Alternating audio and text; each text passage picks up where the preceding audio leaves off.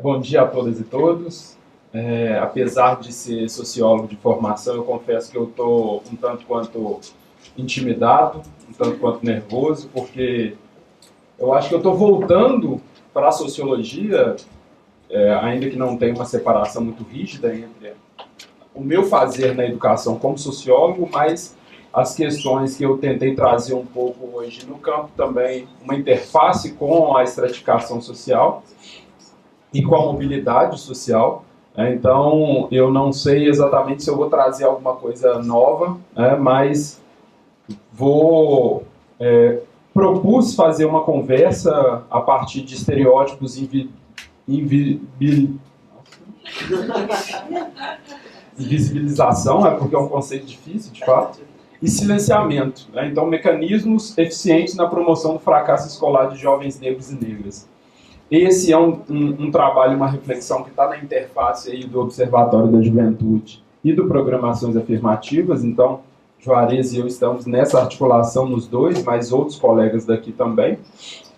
E essa comunicação, ela é uma parte de uma retirada de uma pesquisa, resultado de uma pesquisa chamada Exclusão de Jovens Adolescentes de 15 a 17 anos, cursando ensino médio no Brasil, Desafios e Perspectivas, que coordenei junto com o Juarez. Nós fizemos essa pesquisa em 5 estados do Brasil: Minas Gerais, Distrito Federal, Pará, Ceará e São Paulo. Mas fizemos ouvimos mais de 200 jovens em 51 entrevistas em profundidade e 23 grupos focais. É preciso marcar que essa pesquisa ela não tinha como objetivo central a discussão da invisibilização dos estereótipos de jovens negros e negras. A gente estava fazendo uma abordagem mais geral da relação desses jovens com a escola, com a dimensão escola-trabalho, mas como que essa vivência juvenil interferia nas dinâmicas de produção da evasão.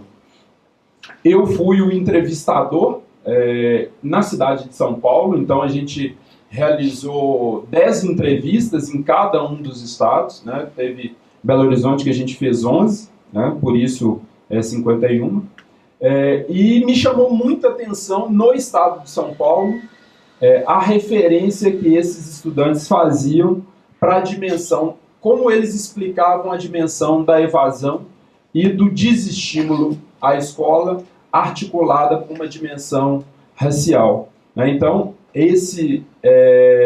a produção mais geral dos resultados da pesquisa nós vamos publicar, espero que recentemente, na Educação e Sociedade de Campinas. Então, tem uma discussão um pouco mais abrangente, mas essa eu resolvi fazer um parênteses um pouco mais focado para fazer essa discussão. E aí eu não vou trazer essa apresentação em PowerPoint, ela é apenas inicial, porque não quero ficar preso a ele, porque a gente fica competindo holofotes, então as pessoas ficam preocupadas em anotar e talvez... mas eu quis trazer os depoimentos. Mas antes de fazer...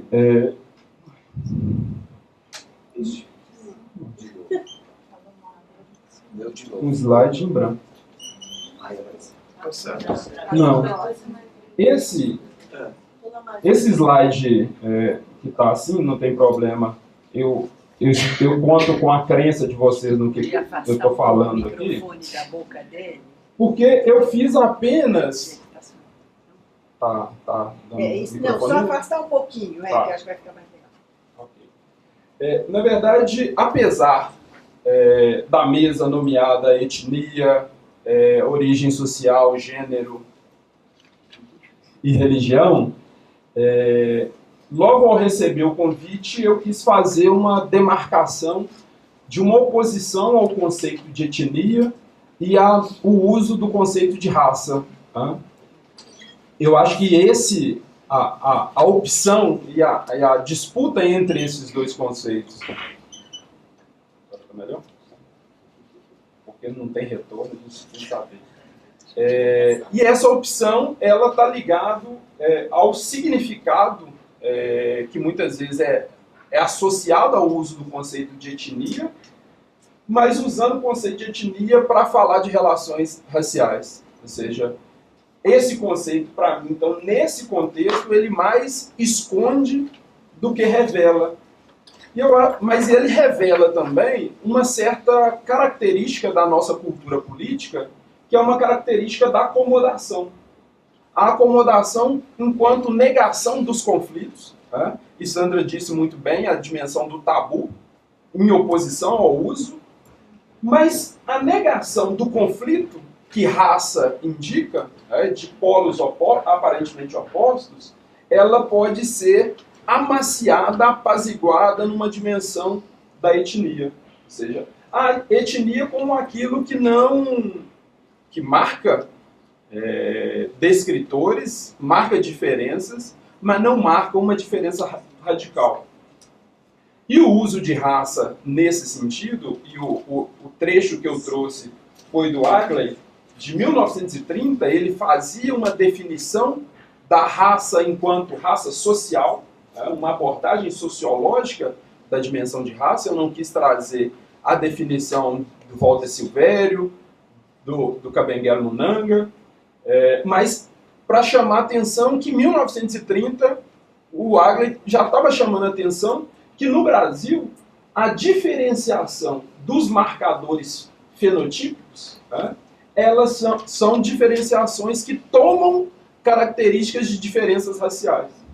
Não se trata, portanto, de diferenças biologicamente ou geneticamente marcadas, mas diferenciações marcadores que nos possibilitam diferenciar sujeitos, mas também servir de identificação. Raça, portanto, no seu sentido sociológico, é uma forma de distinguir pessoas a partir do seu fenótipo, mas com uma conotação biológica, e depois eu vou tentar trazer isso mais ao final, mas também um marcador que é utilizado como forma de identificação política. Ou seja, então, quando eu estou me dizendo negro, eu não estou necessariamente me dizendo geneticamente distinto de alguém com menos melanina do que eu, mas eu estou me reconhecendo como parte de um determinado grupo. E essa, obviamente, não é uma categoria essencial, mas uma categoria necessariamente política, politicamente construída. Então, o reconhecimento desse uso... Né? Agora eu vou ter que voltar aqui. Eu vou precisar voltar. Não, mas depois está tudo marcado aqui, não tem problema não. Eu tinha colocado no próprio slide alguns dados sobre desigualdades raciais, desigualdades educacionais entre negros e brancos, mas depois da apresentação de Maria Tereza eu me sinto à vontade para não repetir esse tópico, né? Mas é importante um texto que eu uso como bastante referência para discutir a questão da desigualdade educacional. É um texto mais clássico, mais antigo, do Ricardo Henriques. Ele fazia um levantamento sobre as condições de vida da população negra e da população branca na década de 90. E o que ele observava era alguma coisa que Maria Tereza trouxe.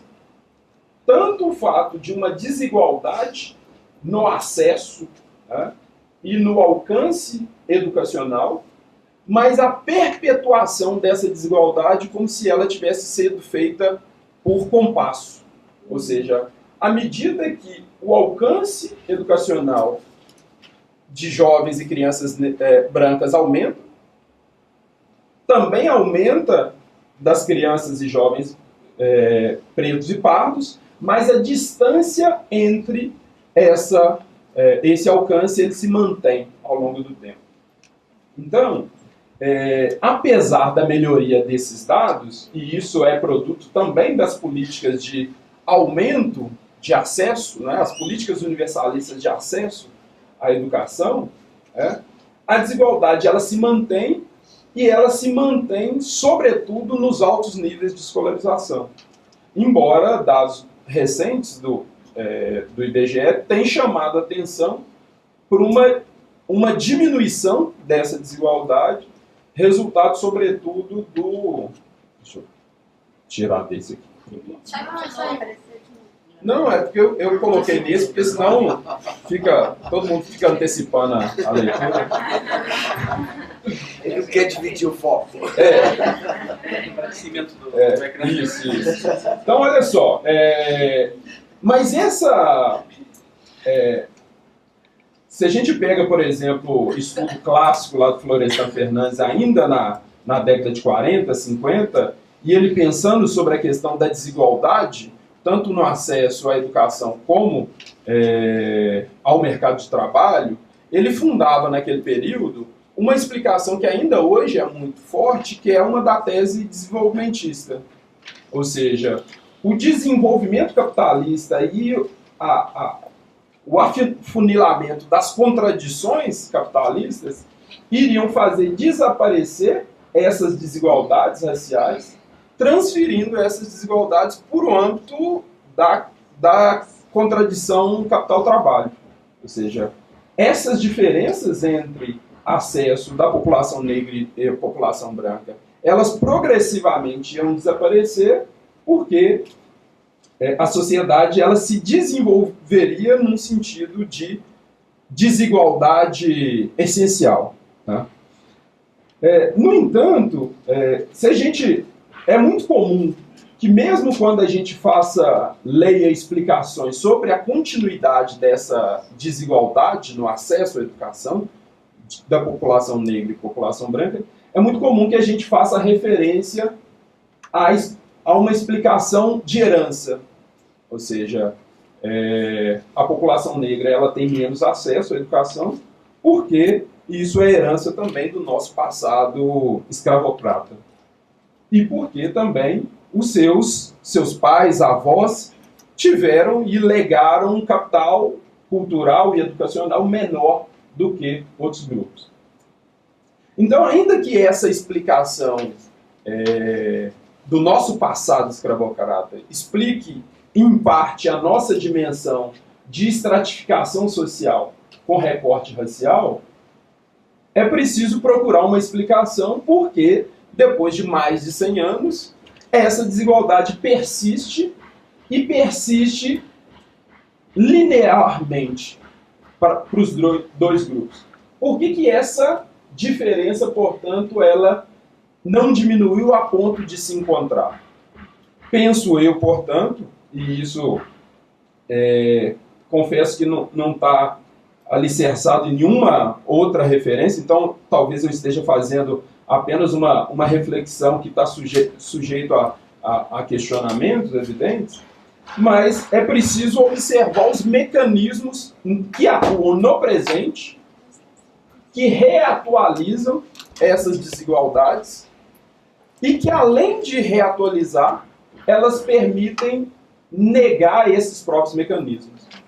No sentido que a gente, ao mesmo tempo, tem procedimentos que garantem a perpetuação da desigualdade, mas a gente atribui esses mecanismos a um passado distante. Então, para fazer isso, eu creio que é preciso fazer uma distinção entre desigualdade racial e racismo. Desigualdade racial não explica necessariamente o racismo.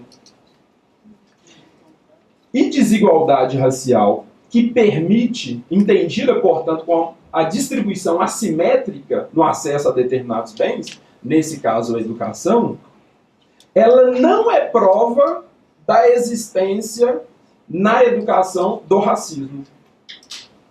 Estou querendo chamar a atenção que desigualdade racial, distribuição assimétrica entre esses recursos, entre negros e brancos, ela muitas vezes é explicada pela existência do racismo no campo educacional. Mas não são fenômenos autoevidentes. São fenômenos correlacionados, mas um não explica o outro. Até porque são fenômenos de natureza distinta. O racismo é de uma natureza subjetiva. Subjetiva no sentido de algo que é da experiência, algo que é do sentido. E eu não estou querendo aqui fazer, então, uma distinção entre subjetivo e objetivo. Subjetivo como aquilo que não existe e objetivo como aquilo que existe. Mas o subjetivo como aquilo que é da experiência, dificilmente materializado nos indicadores de distribuição de recursos. Mas eu tenho uma hipótese, né, de que o racismo é um dos explicativos, dos mecanismos de explicação da perpetuação da desigualdade racial. E para isso, né, para não ficar apenas na minha experiência vivida, né, eu trouxe justamente depoimentos desses jovens entrevistados na cidade de São Paulo. Dos 10 jovens entrevistados, 7 eram pretos ou pardos. Tá? Esse não foi uma escolha intencional, mas isso foi uma sobre-representação de pretos e pardos nessa condição também de evasão. Então, essa realidade ela também cria um viés na escolha desses sujeitos. E é interessante porque a Fernanda Dias, que foi orientanda do Juarez no mestrado, ela fez um trabalho justamente tentando mostrar como que as relações intraescolares, intra-sala de aula, como elas estavam atravessadas por uma dimensão racista e racialista. Então, quando eu estou dizendo racialismo e distinguindo racialismo de racismo, eu estou dizendo que a nossa sociabilidade, a nossa estrutura, ela é alicerçada por um imaginário coletivo da existência de diferenças raciais. Essas diferenças raciais nem sempre são diferenças racistas, ou seja, hierarquizantes, mas elas estão alicerçadas numa ideia da existência de diferenças raciais. Num dos livrinhos dessa coletânea, que o Juarez vai falar, e estou só antecipando, nós escrevemos um livrinho que era sobre juventude e relações raciais. E uma forma da gente acessar a essa distinção foi por meio dos apelidos. Os apelidos que são alguma coisa tão corriqueira no nosso cotidiano brasileiro, e a gente pode ver isso, inclusive, se a gente olha as camisas dos jogadores de futebol num jogo França e Brasil, como a gente vai ter lá na França jogadores Ribéry, e que são referências a um clã, né? Essa dimensão clânica, a gente tem no Brasil Robinho, Kaká, Jô, Pato, que são referências pessoalizadas ao sujeito. E essa característica da nossa sociabilidade, que remete ao homem cordial, né? O homem cordial oposto a regras impessoais, mas mais afeito a essa dimensão da subjetividade, da proximidade.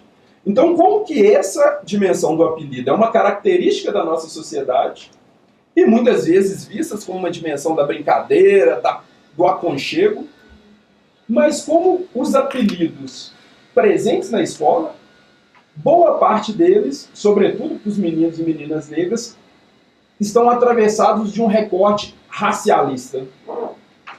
Neguinho, Pretinha, Chocolate, Pelé. A gente teria vários. Mas como esses apelidos, se não automaticamente eles anunciam ou denunciam o nosso racismo, eles pelo menos anunciam o nosso racialismo. Já que dificilmente um menino com pouca melanina vai receber um apelido de chocolate. Esses apelidos, eles são associados, atribuídos à pertença de acúmulo de melanina. Ou seja, os apelidos, eles negam visceralmente a nossa afirmação de que não é possível dizer quem é negro e quem é branco no Brasil. Os apelidos dizem neguinho, pretinha, bombonzinho, ainda que não tenha ali um conteúdo hierarquizante. Isso é uma coisa, portanto. Então, chamar atenção como esses apelidos, e a gente trabalhou isso nesse livreto, como ele diz coisas sobre as nossas relações marcadas por dimensões raciais. E como esses apelidos e apelidos, tomados muitas vezes como brincadeiras, como algo que faz parte da sociabilidade juvenil, e que, portanto, poderia ser visto como uma espécie de comunicação horizontal, ela podia ser complexificada numa dimensão de uma comunicação horizontal hierarquizante. Porque ela não... Ou seja, e às vezes é comum que a gente faça uma distinção entre a relação entre gerações, uma relação mais hierárquica e uma relação mais horizontal entre os jovens, mas mesmo entre essa relação horizontal, essas hierarquias elas podem se repetir porque elas estão disponíveis na sociedade brasileira. Tá? Então, sem mais delongas, eu queria mostrar alguns dos depoimentos, e eu trouxe muitos e não vou poder mostrar todos, mas é um diálogo entre o pesquisador, no caso a minha pessoa, e os entrevistados. E esse foi um diálogo do meio da entrevista, onde a gente, depois de uma pergunta, existem algum motivo que te desanima com a escola? A gente fazia uma pergunta sobre a existência ou vivência da discriminação racial. Não era da discriminação racial, era da discriminação. E talvez, por uma dimensão de subjetivação e identificação entre o pesquisador com acúmulo de melanina e meninos e meninas com acúmulo de melanina, talvez isso tenha saído mais nas entrevistas de São Paulo do que nas outras entrevistas que eu achei de forma muito... E Juarez pode dizer se eu estou falando a verdade ou não. Então essa é uma entrevista de um homem, um jovem preto de 16 anos que vende balas na rua. Ele está fora da escola. Preto porque ele assim se identificou num questionário anterior que a gente passou. Pensando na sua época de escola, qual o seu nível de entusiasmo para frequentar a escola? Eu ia para a escola todo dia, tipo, eu acordava e ia para a escola.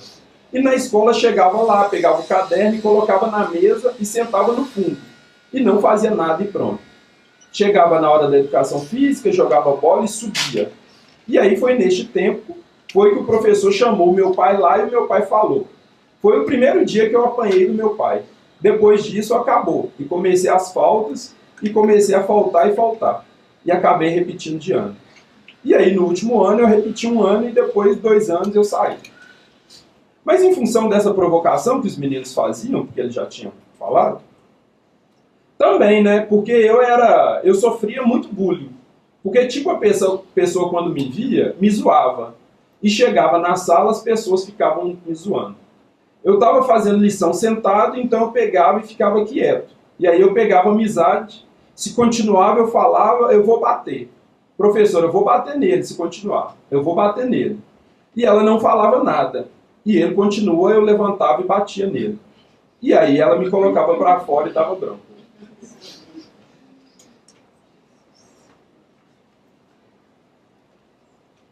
Deixa eu passar essas que são menores. Mulher, parda, 15 anos, cuida da irmã, está fora da escola. No primeiro caso, um detalhe que é importante, que esse menino, ele era negro e ele era deficiente, então tinha um braço amputado. Tá? Então isso era um detalhe que chamava bastante atenção e que explicava em parte também a zoação. Mediador. Deixa eu te perguntar, neste período que você estudou, qual o seu nível de entusiasmo para frequentar a escola? Qual o interesse para frequentar? O ânimo era para eu aprender mais, porque eu não tinha vontade de ir, eu não tinha. E você contava isso para a professora e para a direção? Eu falo para a professora. Ela não fazia nada. Aí eu não falava mais. E qual a sua reação? Fazer o quê? Eu ficava quieto. Essa era uma jovem que estava denunciando também processo de zoação. Era uma menina parda e eu acabei retirando aqui, perdão. Mas ela justificava esse bullying pelo fato de ser gordo. Deixa eu ver isso aqui. Tá. Esse mais 2. Você já vivenciou, já percebeu algum tipo de discriminação no ambiente escolar? Não. Sim, já presenciei muita discriminação às meninas. Os meninos também tinham mais preconceito das meninas. Chamava as meninas de cabelo duro, aquilo e aquele outro. Já vi discriminação com menina de cor.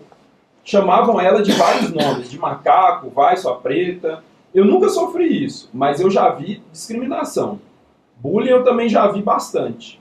A menina era zoada pra caramba na escola. Ela chegava a chorar. Tinha vez, já vi muito isso.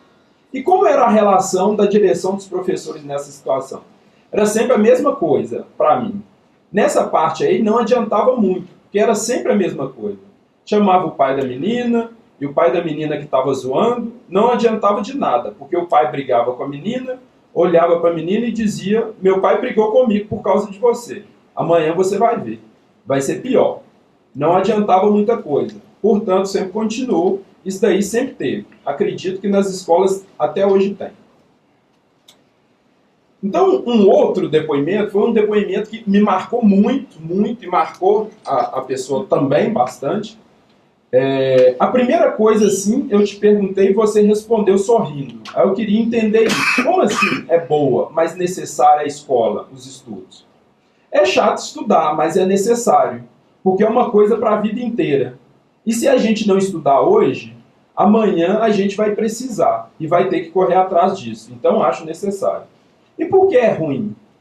É chato porque você vive ali no mundo, é muito certinho e acontece muitas coisas na escola que eu, pelo menos, sofro muito na escola. E eu não gosto de ir na escola. A continuação, vou dar uma pulada. E a presença, por exemplo, a parte... Não, deixa eu... Aqui, ó.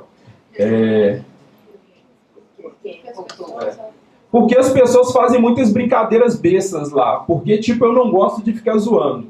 Eu já sou quieto na sala. E o povo acha que eu sou besta. Começam a julgar as coisas em mim. Esse tipo de brincadeira eu não gosto. Eles fingem que não vê, pelo menos na minha escola. Eles chegam e passam a lição, sentam e ficam lá sentados. Então eu vejo eles da mesma forma. Eu acho que eles pensam desse jeito. Tudo que acontece na sala não faz a menor diferença para eles. Isso acontece no ano passado? Teve algum impacto nessa sua decisão? Muito, porque eu percebi que eu não ia poder me defender deles e também não poderia chamar ninguém para me defender. Porque eles conheciam gente de outros lugares e eu podia até prejudicar uma pessoa da minha família. Esse jovem, foi uma entrevista bastante emotiva, é um jovem homossexual, e ele passa a entrevista toda explicando por que os meninos zoavam, mas não nomeava. E nomeou depois do desligamento do gravador. E no final, né, Juarez se lembra disso, que a gente entregava uma caixa de bombom e ele voltou para me devolver a caixa de bombom. Porque ele disse: quem merece a caixa de bombom foi você. Porque você me escutou do jeito que ninguém nunca tinha escutado. E esse depoimento, né, que se articula dimensões vistas como dimensões anormais do corpo, né, o corpo anormal, né, aquele corpo gordo, deficiente, homossexual, visto não apenas como diferente, mas visto como uma negação daquilo que é a norma, que é aquilo que é o regular. E esse corpo estereotipado é também o corpo invisibilizado e silenciado. Esse silêncio, portanto, ele diz muito, apesar de ser silêncio, ele manda mensagem sobre os corpos que são dignos e aqueles corpos que são risíveis. Aqueles corpos que permitem que virem chacota. E nesse sentido, isso não está só na escola, mas isso é diariamente, cotidianamente, atualizado da escola, fora da escola. E nesse sentido eu quis trazer essa imagem,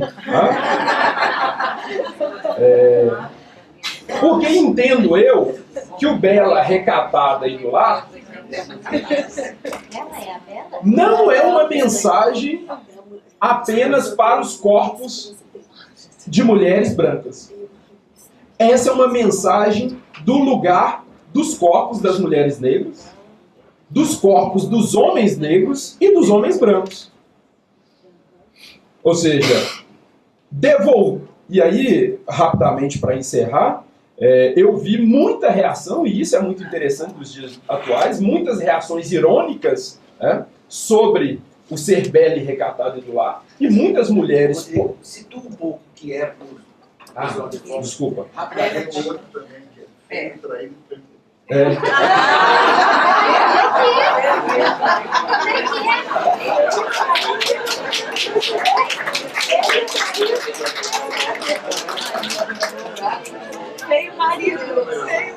Muito rapidamente, como a gente vive uma situação extremamente golpista e predatória nos dias atuais no Brasil, esse editorial, numa revista jornalística imparcial,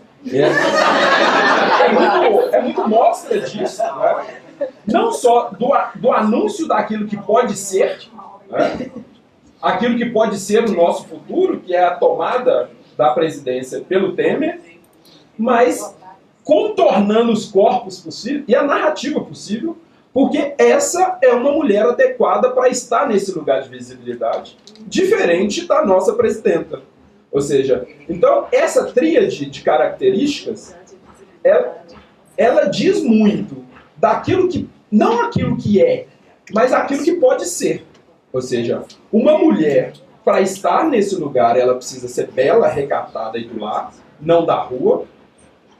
Mas a reação nas redes sociais me chamaram a atenção, eu queria falar disso rapidamente para encerrar, é que eu tive muitas amigas e muitos amigos postando essas imagens. E eu fiquei muito provocado a postar também uma imagem sobre essa, e a resposta natural seria uma foto minha no bar, contrapondo a ideia do lar. Mas o que eu pensei é que uma foto minha, um homem negro, no bar, é aquilo que é esperado por homem negro. O meu lugar irônico é esse lugar. Esse lugar de falar aqui. Ou lugar na cozinha. Portanto, essa mensagem, ela educa e ela constrange corpos. Mas ela não constrange só corpos, ela constrange possibilidades de vir a ser. E nesse sentido, esses apelidos que são sarcasticamente colocados e cotidianamente silenciados, eles também produzem um lugar, uma narrativa sobre o que esses meninos podem ser, mas sobre uma concordância complacente daqueles que, ao não intervir, concordam com esses lugares. Então, esses jovens, eles vão ser fracassados porque eles não se dão bem na escola. Eles não são disciplinados, eles não são comprometidos, eles brigam, porque eles brigam devolvendo o silêncio que a escola os põe. Mas eles viram os violentos e, portanto, os indomáveis. Corpos também que merecem o desprezo e, no limite, a eliminação física e simbólica. Então, nesse sentido, eu só queria fechar dizendo que esse processo é um processo de naturalização desse racismo, mas o racismo entendido aqui não apenas como relações interpessoais e que sinalizam bem ou mal. Ou seja, então as pessoas não são racistas por ser boas ou por serem ruins.